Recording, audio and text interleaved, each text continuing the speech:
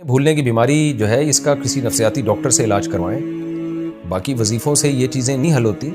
دعاؤں سے حل ہوتی ہے۔ میں دعا بھی کرتا ہوں اللہ آپ کو بھولنے کی بیماری سے بچائے اور جو ہے اچھا حافظہ اللہ آپ کو نصیب کرے اور پھر اس قوت کو اللہ اچھے کاموں میں استعمال کرے۔ باقی یہ کہ گناہوں سے حافظے پر بڑا اثر پڑتا ہے، اگر خدا نخواستہ آپ کی زندگی میں گناہ ہیں تو ان گناہوں کو بھی چھوڑیں۔ امام شافعی رحمہ اللہ تعالیٰ کا مشہور شعر ہے، شکوت الی وکیع سوء حفظی فاوصانی الی ترک المعاصی فان العلم نور من الہی ونور اللہ لا یعطی لعاصی۔ حضرت امام شافعی کا شعر ہے نا کہ میں نے اپنے استاذ سے شکایت کی کہ میں چیزیں بھول جاتا ہوں،